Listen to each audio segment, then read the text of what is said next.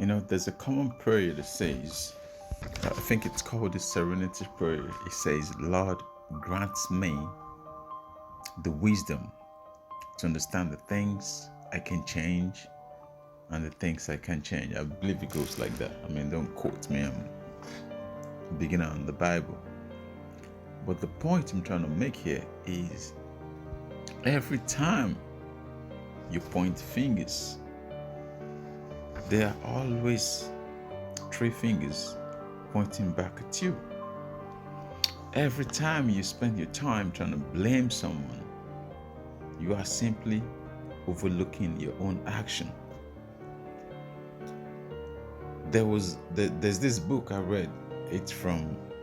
There's this book I read. It's called The Gulag Archipelago. It's written by a Russian called Alexander Solzhenitsyn. I think that's what it's pronounced. Alexander Solzhenitsyn. Basically, he's trying to he was I think he was captured. He was a Russian. He was captured during the World War II, and he was put in the Nazi camp. And while he was in the Nazi camp, he spent some time trying to understand. So he was trying to figure out how he contributed, how his action got him to that place. Of course, I'm saying this is of course, he could blame everyone, Hitler and whoever, but he was trying to, first he was looking at himself to say, okay, regardless of what has happened outside, around, wherever, how have I contributed to being in this place? Because you can understand, even it was World War II, everything, people were dying, not every single person ended up in the concentration camp for one reason or the other. So why other people were in despair and crying and giving up, he spent his time trying to understand why or what makes people act so evil and how he had ended up in that situation, in that place at that time. So basically what I'm saying is regardless of what we're going through, because there's a lot of things around you we cannot control. Most time we can only pray and hope. But first we must do the best we can. And how do you start to do the best you can? The first thing is to figure out how your actions have led you to where you are, how you have contributed to where you are, the state of life you live in, your house, your car, your relationship, whatever you're doing. The first thing is to ask yourself, how has my action contributed to this? How have my action led me to this? Am I actually pointing fingers and blaming other people? Why ignoring my own mistakes? Why overlooking my own mistakes? Am I actually holding myself accountable just like I hold these people accountable when I blame them, when I point to them, when I badmouth them, when I call them names? How have I contributed? Am I being introspective? Am I looking at myself from the inside, said I could improve in this, I could work on this, I could develop this? I blaming others, situation, everything, it's really good for the short time. Yeah, it makes you feel better for the short time. It makes you feel happy, just like maybe some people feel happy from other people that praise or people appreciation. But it's really up to you. It's really in you. It's really some people go about life playing the victim because they get gratification from everyone checking up on them, saying how you're doing, oh sorry, it's so bad. And some people, they live for that. And you'll be surprised to know how many people do that these days. I'm just saying, don't let that be you. Don't get bogged down with whatever is happening around you. Focus on how you can change things for you, how you can work on yourself, how you can do something for yourself and your family, how you, not any other person. How are you getting better? If you fail to fix all that's broken around you, there's no way you can go fix another person's. First, you have to concentrate on you. Life is hard, and I said, life is hard. Not everyone is gonna be the boss. Not everyone is gonna be as business owner. Not everyone is gonna be the number one. Some people would have to work while other people, but don't let that be you. I'm saying, don't let that be you. If you have something special, I'm not even talking about passion, or I'm just talking about if you know there's something you can do better, you can work on, you can focus, you can concentrate, you can sacrifice. Sacrifice comes from the word discipline, giving up other things to concentrate on one thing. If you can do that in one area, like we're going into new year, and just pick one thing and say, this I'm going to get better. I give myself 3 months, 6 months. You might fail multiple times, but you get back up and try again. That is what brings happiness. It's all about you. Look, we can't go through life holding our hands in prayer forever. We must also put them to work. Before we ask, we must also put our hands to work. And even after that, then we can pray. Or we'll pray before we start and pray before we finish, just like a sandwich, But you must contribute, you must work, you must develop yourself, you must have something you want to do, you want to go. I'm not talking about one. Things takes time to grow. Every successful person you've known today, they've started small.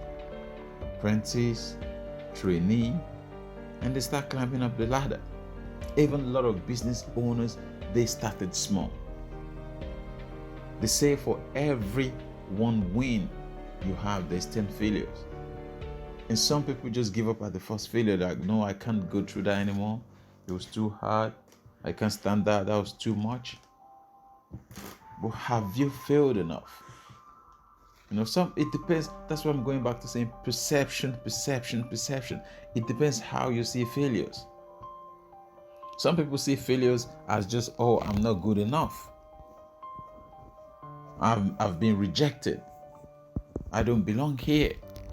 And why others see failures as practice shots. Wayne Gretzky, the famous Canadian hockey player, says you miss 100% of the shots you don't take. That means the ability to try means you've done something. You've taken a step. You've held yourself accountable. You've contributed your 2 pennies.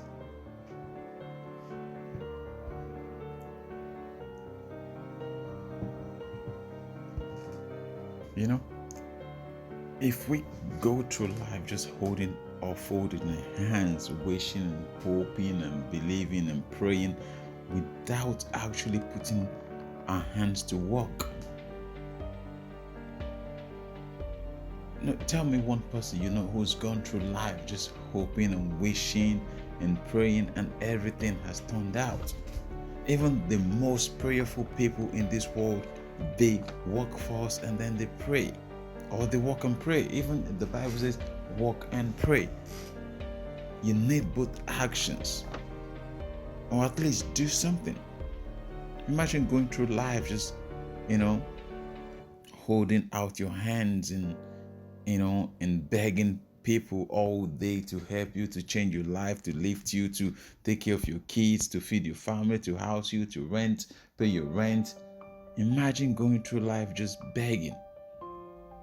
Like your whole existence is just begging. Imagine going through life just doing that. And some people are doing that every day. Just for instance, every time you walk around and you see people, now everyone has this lot of different circumstances, people going through different problems, ups and downs. But just every time you go around and you see people just sitting in the cold and just begging, holding their hands out, just tell me the first thing that crosses your mind, especially when you've gone to work, you spend 8 hours or more walking, and then on your way back you see that same person there sitting and just holding their hands out. Tell me what goes through your mind. And if you're one of those who give alms, tell me, when you give, how much you give. The thing is, even when you give, even when you hold your hands out to beg, you are begging for leftovers. No one will give you anything to change your life. I tell you, no one will give you anything to change your life. It's easy to give leftovers because no one wants competition. That's the thing, no one wants competition. So if you go through life just holding your hands and begging, you only have to contend with the leftovers. That's it. So that would be like you going through life asking for alms to make a living. And I know some people do, but don't let that be you. Don't be one of those. It doesn't matter from where you've come from. You can decide to change every day. You can decide to be a new you. You can decide to start a new life. You can decide to grow yourself. You can decide to educate yourself. You can decide to be more than you are yesterday. And what's holding you back? Just yourself. Just yourself. I tell you, if you go through life asking for alms, holding your hands out and begging others to change your life, guess what? You only get scraps. You only get left over. You only get everything that's unwanted. You become a dumping ground. You would become a dumping ground. If your belief is to live through or to go through life, just living through hopes and wishes and dreams only without walking towards it, having a goal, having a dream, taking action, you would lose. You would lose. It's just that simple. You would lose. There's so many people to learn from. You don't even have to read all the books. There's so many people around you. You would lose. You have to set a goal, set a dream, and chase it. Do something for yourself. There's few things you can change. Number one, use the things you have around you to create the story you want to tell about your life, the direction you want to take. We do a lot of things every time without knowing about it. Like we buy branded stuff because we want to be seen in a different light. We blame others for our lack of incompetence. Like when we're not doing something enough, we point fingers. They say never ascribe to malice that which can be attributed to incompetence. So don't blame. Don't be the person who only blame everything, blame others. Before you blame, ask yourself, question yourself, simple open questions like what, why, how. These are the things you need to do to yourself first. Conquer yourself before you can help, before you can assist, before you can work with others. Conquer yourself, overcome yourself.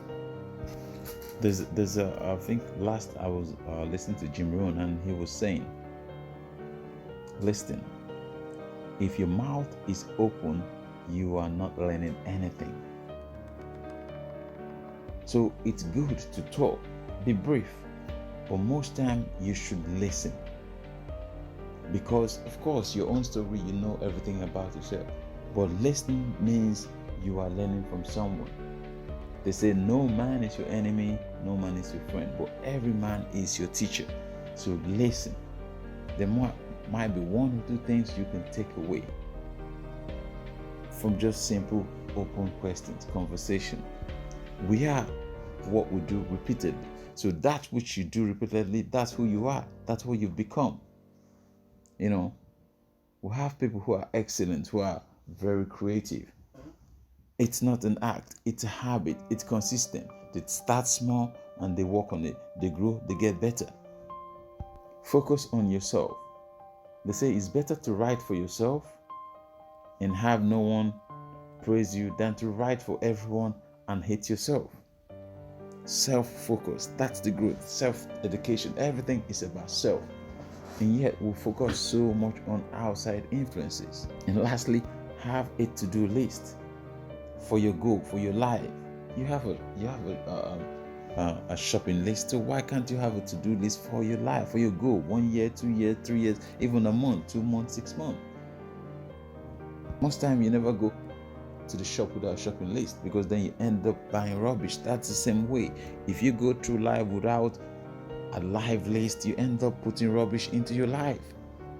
So don't end up putting unwanted item in your life because you haven't got a life list. If you could do that simple thing, a shopping list for a shop that you're going to dispose or eat and get rid of within a short period, why not have a life list for your life that is all in all? And lastly, no man is an island. For you to change other people, you have to change yourself. But then you can always learn from other people, either through their mistakes or through their success. Speak less but listen more, because you can always learn from other people.